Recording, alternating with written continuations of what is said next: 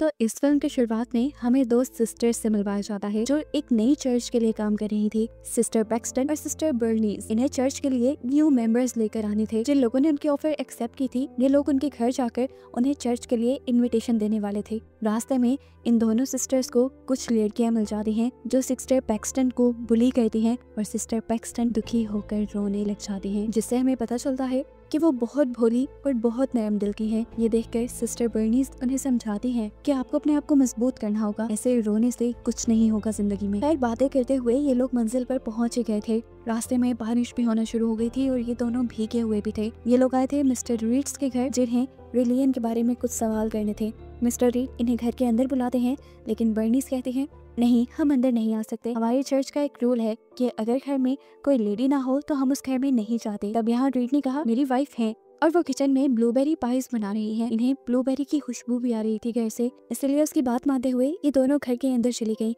Cycles इन्होंने अपनी बाहर ही पार्क कर दी थी। घर जाकर इन्होंने अपना गीला कोट उतारकर रीड को दिया और वहाँ बैठ गई। रीड ने इनसे कहा कि कुछ ही देर में उनकी वाइफ उनसे मिलने आ जाएंगी, आप लोग घबराए नहीं। यहाँ रीड उनसे उनकी पुरानी लाइफ के बारे में सवाल करता है, तो हम भी ये जान पाते हैं कि ये दोनों एक चर्च में ही पली बड़ी है। अब रीड इनसे सवाल करता है क्या आप लोगों को गॉड पे बिलीव है? दोनों ने हाँ में जवाब दिया। वो अब इनको बुक ऑफ मोर्मन दिखाता है, जिसे जोसेफ स्मिथ ने लिखा था। उनके मुताबिक वो पहले किसी रिलीजन को नहीं मानते थे, लेकिन फिर वो जब मुश्किल में थे तो तब एक एंजल उनकी मदद करने के लिए आई, जिसके बाद से उनका रिलीजन और गॉड पे बिलीव हो गया। रीड इन दोनों से सवाल करता है कि क्या जोसेफ स्मिथ की बातें तुम्हें सच लगती हैं या नहीं, जिस पर ये दोनों कहती हैं हाँ, ये बातें बिल्कुल सच है, गॉड भी इसी दुनिया का हिस्सा है। वो अब दूसरा सवाल करता है क्या तुम्हें मौत के बाद दूसरी जिंदगी पे बिलीव है, जिस पर भी इन दोनों ने हाँ बोला। सिस्टर पैक्सटन कहती है जब मैं मरूंगी तो मैं एक बटरफ्लाई बनके अपनों की फिंगर पे बैठूंगी और उन्हें बताऊंगी कि मैं मरने के बाद भी उनके साथ हूँ। फिर वो उनसे सवाल करता है कि क्या एक आदमी का ज्यादा शादियां करना ठीक है? पैक्सटन फौरन कहती है मेरे लिहाज से तो नहीं ठीक। तब वो उससे पूछता है क्यों, तुम्हारी दो चर्च वाले इस रूल को मानते हैं?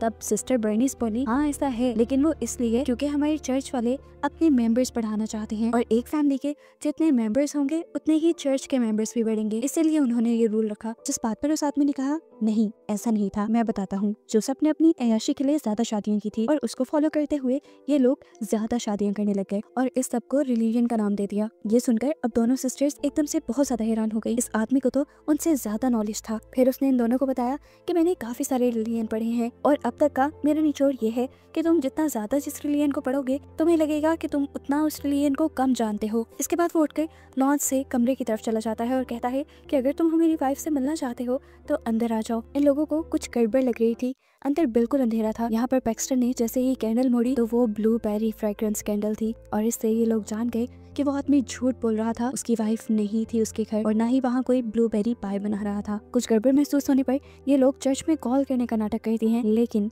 ये आदमी कोई कच्चा खिलाड़ी नहीं था। वो इन्हें बताता है कि इसके घर की दीवारें मेटल की बनी है, जिसकी वजह से कोई सिग्नल भी अंदर नहीं आता और यहाँ की आवाजें भी बाहर नहीं जाती। इन्हें जब ये एहसास हुआ कि यहाँ पे ट्रैप हो चुके हैं तो सिस्टर बर्नीस ने कहा कि हमें उस आदमी से बात करनी चाहिए, शायद वो हमें यहाँ से जाने दे। ये लोग आगे बढ़कर उसको फॉलो करते हुए कमरे में चली गई। ये कमरा बिल्कुल एक चर्च की तरह बना हुआ था। आते ही उन लोगों ने उस आदमी से कहा हमें चर्च जाना है, प्लीज हमें जाने दो। रीड ने जवाब दिया मैंने तुम्हें यहाँ कैद नहीं किया, फ्रंट डोर का दरवाजा अब सुबह को ही खुलेगा क्योंकि इस पर टाइमर लगा है। अगर तुम चाहो तो पीछे के दोनों दरवाजों को इस्तेमाल करके यहाँ से बाहर निकल सकते हो। वो हैरान थे कि दरवाजों पे टाइमर कौन लगाता है। खैर, इन्होंने बाहर जाने के लिए जैसे ही एक दरवाजा खोला तो वो बेसमेंट से होके जा रहा था। इससे उन्हें जाना बेहतर नहीं लगा और जब इन्होंने दूसरा दरवाजा खोला तो ये भी बेसमेंट से ही होकर बाहर जा रहा था और अब तो इनको बिल्कुल लगने लगा कि इस आदमी ने जानबूझकर उन्हें यहाँ फंसाया है। सीन कट होकर हमें फादर को दिखाया जाता है जो सिस्टर्स के अभी तक वापस ना आने पे काफी परेशान थे और वो उन्हें ढूंढने के लिए निकल जाते हैं। अब इन्होंने बाहर निकलने का उससे नहीं पूछा क्योंकि वो जानते थे ये आदमी उन्हें यहाँ से बाहर नहीं निकलने देगा। वो आदमी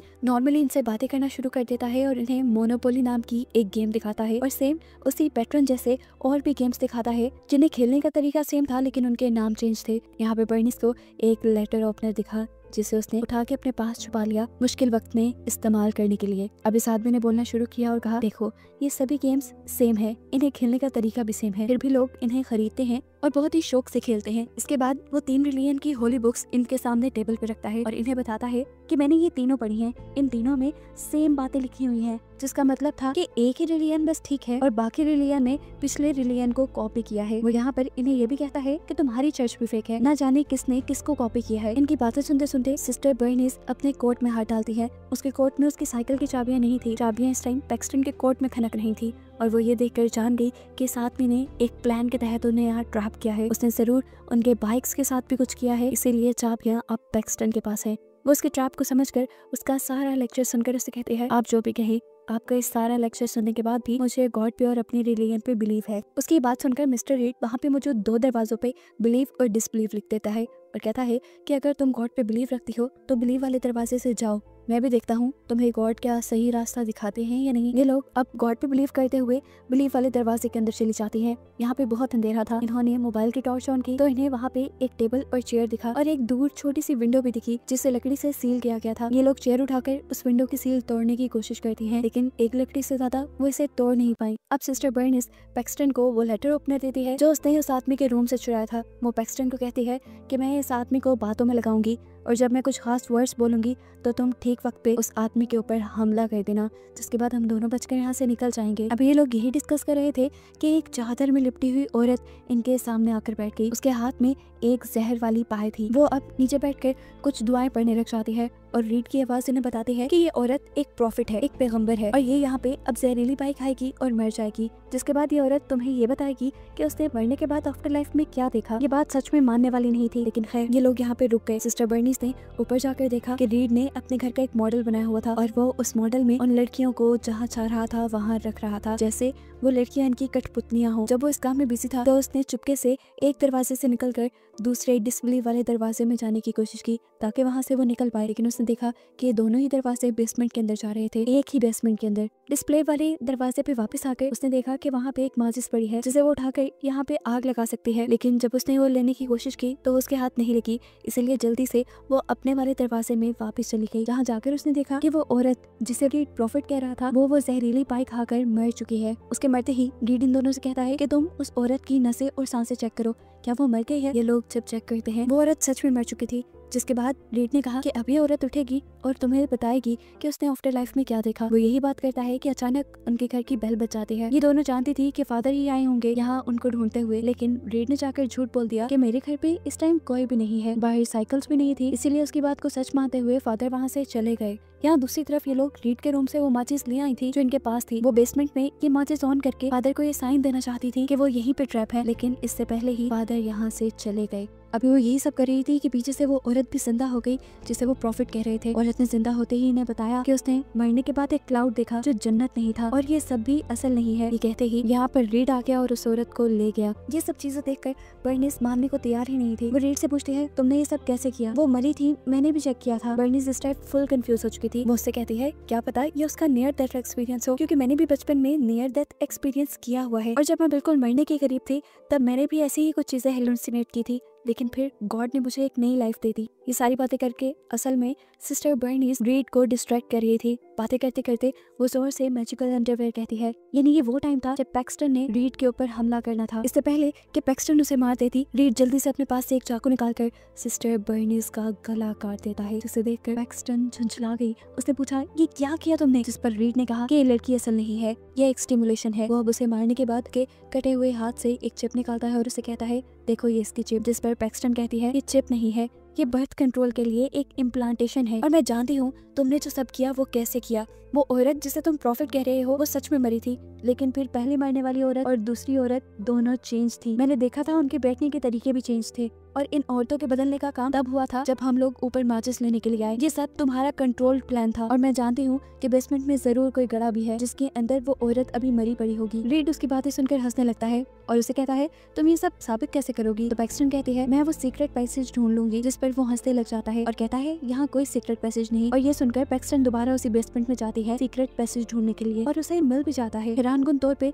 उसकी थ्योरी बिल्कुल सच थी। वहाँ पैसेज में उस मरी हुई औरत की लाश भी पड़ी हुई थी। उसने वापस आकर रीड से कहा मैंने कहा था ना ये सब तुम्हारा कंट्रोल्ड है। उसकी ये बात सुनकर अब रीड परेशान होने के बजाय उल्टा खुश हो रहा था। असल में रीड चाहता था कि पैक्सटन ये सब कुछ समझे जो उसने किया। अब वो यहाँ के सारे रूम्स में जाती है। एक रूम ऐसा था जहाँ पर उसी की साइकिल का लॉक लगा हुआ था। वो अपनी साइकिल की इस्तेमाल करते हुए उस लॉक को जब खोलती है तो अंदर बहुत सारी औरतें कैद थी, जिन्हें देखकर वो परेशान हो गई। अब उसके पास रीड आया और उसने कहा कि तुम्हें समझ आई कि असली रिलीजन कौन सा है?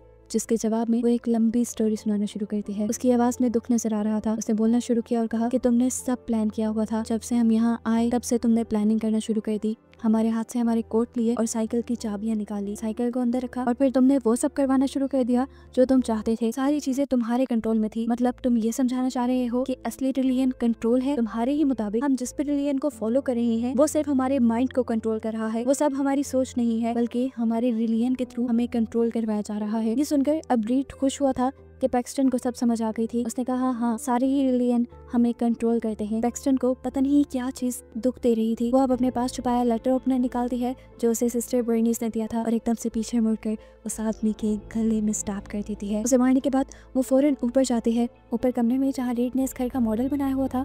उसे देखकर वो यहाँ से बाहर निकलने का कोई रास्ता ढूंढने लगती है, लेकिन जैसे ही वो दरवाजों के पास आती है तो उसे देखने को मिलता है कि ये सारे दरवाजे एक दूसरे से इंटरलिंक्ड हैं। एक मेज की तरह बना हुआ है ये घर। वो इस पूरे घर में कई मर्तबा घूमी और वापस आकर वहीं पहुंच गई और उसे समझ आ गया कि शायद वो इस घर से नहीं निकल सकती। अभी वो इसी टेंशन में थी कि एकदम से जख्मी रीड उसके पास आया और उसके जिस्म में उसने स्टैप कर दिया। पैक्सटन भी अब मरने के करीब थी और इस टाइम पे रीड ने उससे कहा कि तुम गॉड को मानती हो, गॉड तुम्हारी बात सुनेंगे, तुम हम दोनों के लिए प्रे करो। यानी वो भी गॉड को मानता था, लेकिन पता नहीं क्यों गॉड से सब लोगों को बहका रहा था। पैक्सटन भी प्रे करती है और तब हम देखते हैं कि सिस्टर बर्नीस लड़खड़ाती हुई यहाँ आती है। पैक्सटन उसे देखकर बहुत ज्यादा खुश थी। वो यहाँ एक लकड़ी का टुकड़ा उठाकर रीड के गले में मारते हुए उसे जान से मार देती है। पैक्सटन खुश थी कि रीड मर गया था और अब उसकी साथी उसके पास थी, लेकिन कुछ ही देर में सिस्टर बर्नीस की डेथ हो गई, जो देखकर पैक्सटन को बहुत दुख हुआ। अब पैक्सटन दोबारा ऊपर गई और उसने दोबारा रीड के घर का मॉडल देखा और उसे एक खिड़की के बारे में पता चल गया जिससे वो बाहर निकल सकती थी। जल्दी से